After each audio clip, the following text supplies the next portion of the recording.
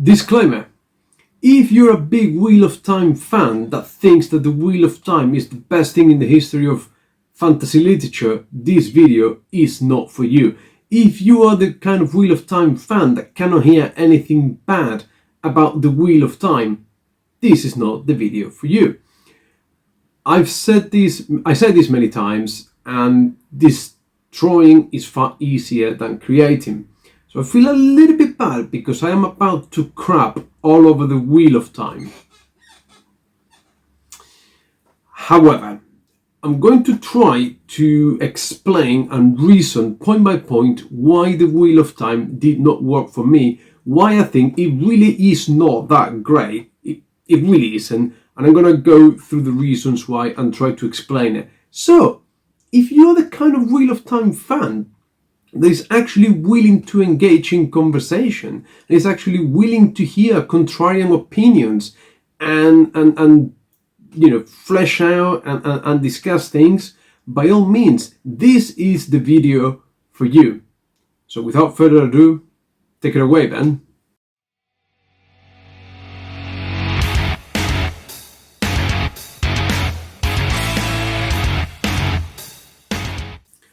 All right, hello, good morning, good afternoon, good evening, wherever you're in the world.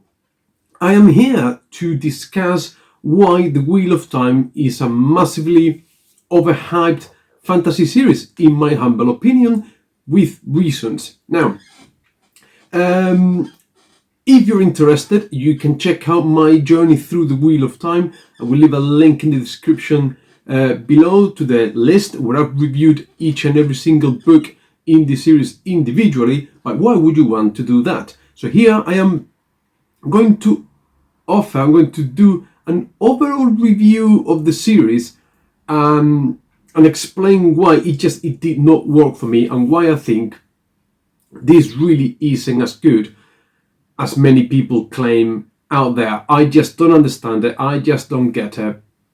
And maybe I've missed some crucial things here, and you can help me see the error of my ways. Now, I went into this,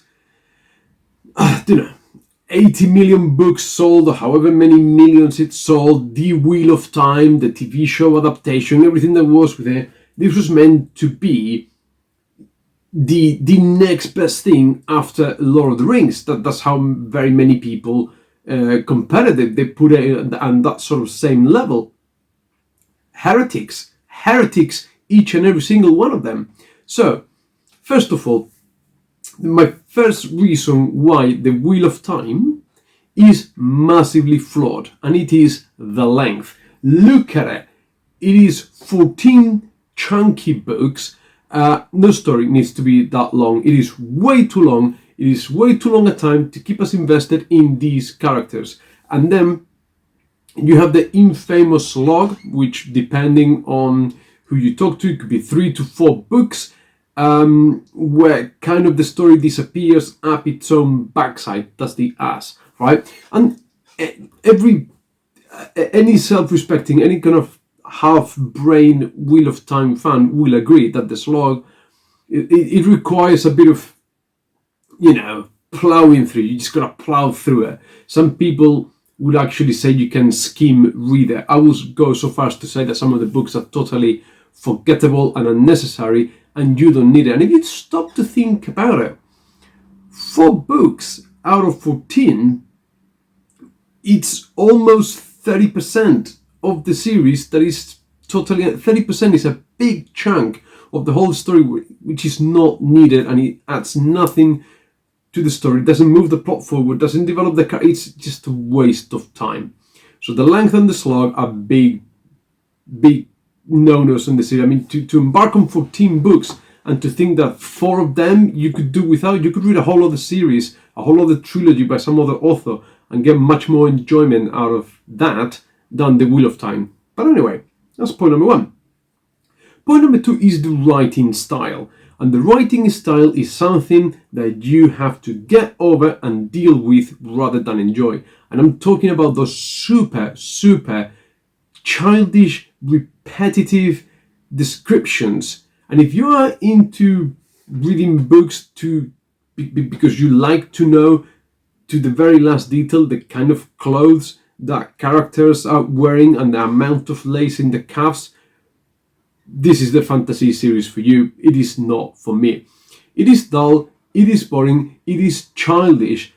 Jordan cannot write a single woman in the series without having to mention her breasts, the size of her breasts, her rosebud lips, mouth thing. It is so irritating and is so bad that it really needed an editor to go and put him in his place. I guess the problem is when your editor is your wife, you have that kind of issue. And then, just to sort of back up my point here, when Brandon Sanderson took over finishing the series for the last 3 books, all of those things disappeared. They disappeared. There was no more arms crossing under the breast.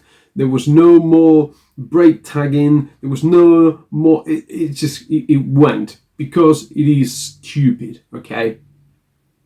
Then we have the characters themselves. The main characters in the Wheel of Time are a bunch of Mary Sue's and Gary Stu's. And if you don't know what that means, it means that they don't work hard for anything they get. Everything is given to them. Literally, in book 1, they go through some some abandoned town to the darkness, whatever, and they come out with superpowers that is not explained. It doesn't make sense. It's just given. So all of a sudden, Perrin can communicate with wolves and he can do all sorts of cool wolfy things. All of a sudden, Matt is the luckiest guy in the world and he can bend luck to his will and do whatever, and luck will always be there to get him out of pickles. It's just ridiculous. And the girls, Nynaeve and Egwene, they just happen to be the most powerful Aes Sedai female wizards in the history of the world, simply because they are our main characters and they have to be. And anything they pay for bears no consequence to their actions later. Whether you hang them from a tree, whether they lose an eye, whether they get stabbed, nothing affects our main characters. They've got plot armor and it's just they are so unrelatable, and so there's no single moment of doubt as to whether they're going to win or not, or whether they're going to struggle or not. Literally, Matt, there's no mention whatsoever of his abilities as a warrior. I mean, these people are meant to be farmers in some godforsaken village, and all of a sudden he's beating 2 seasoned soldiers at the same time in armed combat because he's the main character. Basically, that is it. Then, in terms of character work and what motivates these characters, nothing motivates these characters other than the lamest excuse that passes for a plot argument, which is the whole tavern thing. These characters are destined to do these things and to be what they have to be and do what they have to do because tavern. They are special people around which the pattern of the world sort of threads itself and evolves, and they pull people towards them, and they are in the right place at the right time, doing the right thing, even when they don't actually want to do it. And they tell you, Matt spends the whole time complaining, moaning about what he doesn't want to do, where he doesn't want to be, yet he does it. Nynaeve is meant to be some sort of holy woman, priestess, woman that looks after the village.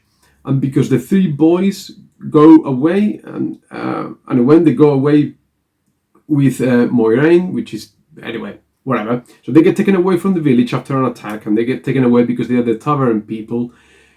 Nynaeve, who is tasked with caring and looking after the whole village, abandons the whole village just for 3-4 kids. Doesn't make sense. But tavern, everyone is tavern here. I don't have to explain anything. I just have to say they are tavern, and that's justification enough for them to do what I need them to do. Then, because of the many plot deficiencies, when you think like tavern, there's no MacGuffins. There's nothing to motivate our characters. There's a kind of a slight MacGuffin there with the Horn of Valere, but that's dealt with in the first 2 books, and that's it. We've got another 12 books of What do I like? Just the basic. What I need something to get my characters from point A to point B. There's nothing. There's no quest for mythical artifacts. There is nothing. There's no MacGuffin. The antagonists in the books are a bunch of losers. Like page 14 in this edition of the last book, like the antagonists are laughable. They are laughable. They keep fumbling and failing at every point, every turn of the page, and they offer no valid resistance to our main characters. Here we are. So, I'm not quoting here. In his years of service, he had learned contempt for most of the Chosen. The Chosen are like the Nazgul evil people. They bicker like children for all their power and supposed wisdom. That's it. That's what they do. That's what they do. They're meant to be the 13 evil lords, and they're a bunch of losers who just whinge and moan and get nothing done. And we spend chapters from the point of view doing nothing. They are the worst antagonists I've ever read in a fantasy series. Then there are issues about the internal structure of the series as a whole. Like, what does it want to be? It begins by being something else. It begins being this sort of fairly generic derivative fantasy series, which it's okay, but then kind of halfway through tries to become this sort of political intrigue thing with Rand trying to get all the nations of the world together. It's not a very good one. It's not a very good political intrigue series. It really is not. It goes nowhere. We spend chapters talking, discussing with people, bickering, and then we just rush at the end because we have to get there.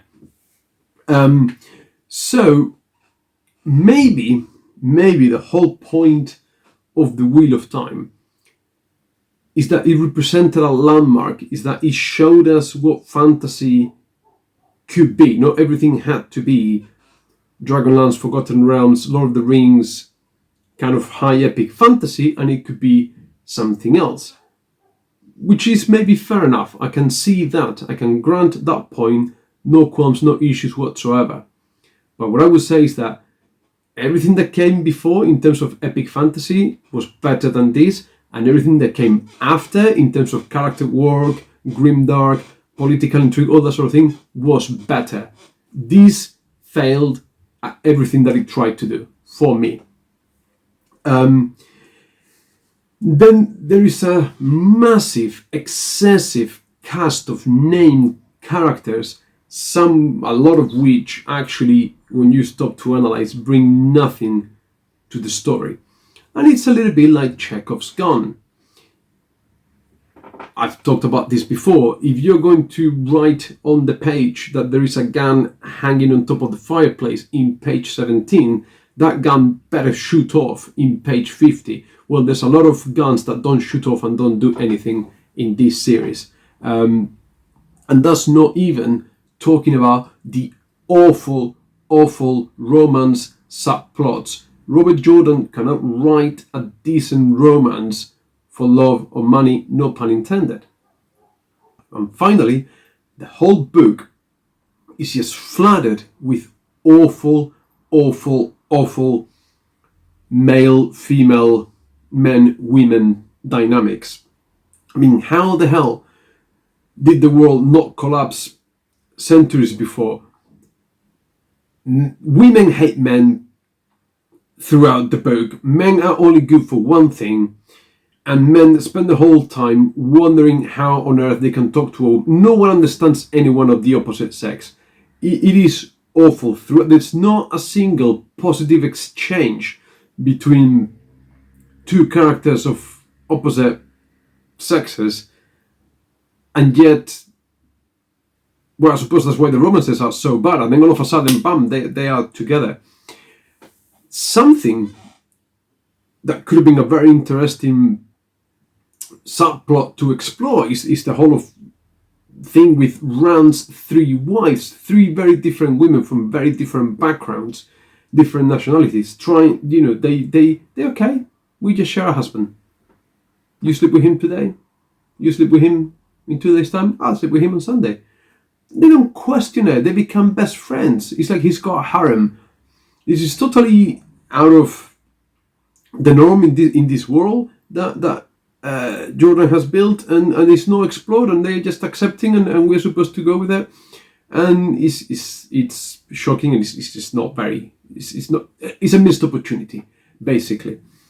And finally, the world building, it is a bit average. It's a bit par, dare I say, even a bit subpar. In such a long series, you've got all these different nations. Everyone speaks the same language. No one's got a problem understanding each other. And then, yeah, granted, the Aiel and the Seanchan are kind of well differentiated, well distinguished sort of nationalities with their own quirky traits. But everything else, it's just the same thing. I don't care whether the people were Murandians, Altarans, or whatever it was. There was no telling them apart. So this is my overall opinion on the series. I can say these things because I've read it, because I've made the commitment to read this whole bloody affair. I'm never going to read it again. I don't understand those people that do whole podcasts and analyze every single page and what every single character says, because they mean nothing. And I do not get the praise. I do not understand the significance of the Wheel of Time. I really don't get it. And I don't buy the argument that Robert Jordan single-handedly saved the publishing industry at the time, because fantasy existed well before, and it wouldn't have disappeared. And by the time he was kind of halfway there, a lot more exciting things were happening in fantasy. So this is it. This is my brutally honest take, review, and opinion on the Wheel of Time. Check out my other videos. I've got coming soon my review of Red Country by Joe Abercrombie, which I'm enjoying much more, and looking to start getting into the Rainwell Chronicles by Robin Hobb. But anyway, this is all I've got for today. Until next time, please take loads and loads of care, and I'll see you soon. Bye.